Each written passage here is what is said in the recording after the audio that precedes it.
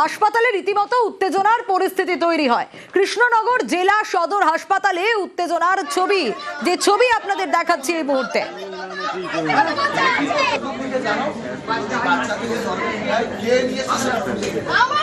কিন্তু এই পরিস্থিতি কেন তৈরি হলো, ঠিক কি অভিযোগ উঠে আসছে? সমীর রয়েছে আমার সঙ্গে। শিশু চুরির অভিযোগ উঠে আসছে কৃষ্ণনগর জেলা সদর হাসপাতালে, ঠিক কি ঘটেছে সমীর? হাসপাতাল কর্তৃপক্ষই বা কি বলছে এই গোটা বিষয়?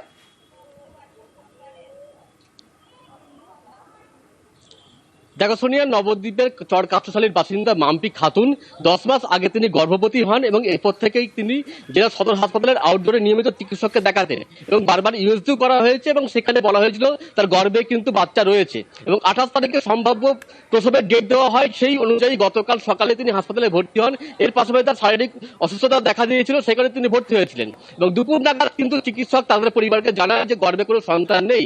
এতেই কিন্তু ক্ষোভে পেটে পড়েন পরিবারের লোকজন। তাদের দাবি 10 মাস ধরে গর্ভবতী থাকার পর কেন বলা হচ্ছে শিশু নেই, তাহলে চুরি করা হয়েছে এবং সেই অভিযোগে কিন্তু রাত্রেবেলা তারা হাসপাতালের সামনে বিক্ষোভ দেখাতে থাকেন।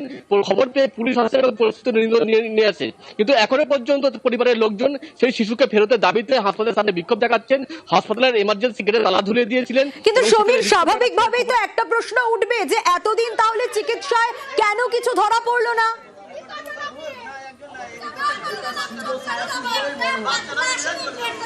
একদমই তাই। পরিবার যেটা দাবি যে হাসপাতাল থেকে কিন্তু দেখানো হয়েছে প্রতি মাসে ইউএসজি করা হয়েছে, সেখানে গর্ভস্থ যে ভ্রূণ তার কত ওজন সেটাও বলা হয়েছে।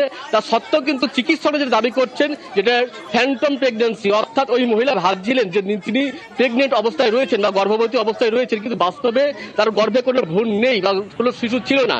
ফলে তার যখন প্রসব বেদনা হয় বা হাসপাতালে ভর্তি করা হয়, কোনো শিশু তার গর্ভে পাওয়া যায়নি। এটা কিন্তু চিকিৎসকের দাবি বা যে হাসপাতাল কর্তৃপক্ষের দাবি, কিন্তু পরিবারের দাবি এই দাবি মানতে নারাজ। তারা দাবি করা হচ্ছে যে শিশুকে চুরি করা হয়েছে এবং চুরি করে বিক্রি করে দেওয়া হয়েছে। বেশ সমীর, বেশ।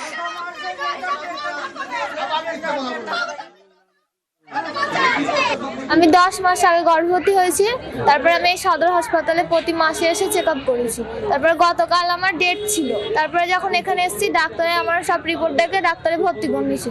তারপরে ডাক্তারে আমাকে বাচ্চার হার্টবিট শুনেছে। তারপরে ড্রেস পরিয়ে হাতে ইঞ্জেকশন করে তারপর ওটি রুমে নিয়ে গিয়ে বাচ্চা বার করা হয়েছে। এবার আমি বাচ্চার কান্না শুনতে পেয়েছি, আমাকে বাচ্চা দেখায়নি। হাসপাতালে এখন বলছে বাচ্চা নেই। আমি রিপোর্ট করতে গেলাম, সেখানে আমাকে বললো যে নর্মালে বাচ্চা ডেলিভারি করা হয়েছে, পেটে বাচ্চা ছিল। আমি এখন আমার বাচ্চাটা চাই, আমি কিচ্ছু চাইনি। ডাক্তার বাবুরাই বাচ্চা সরিয়েছে।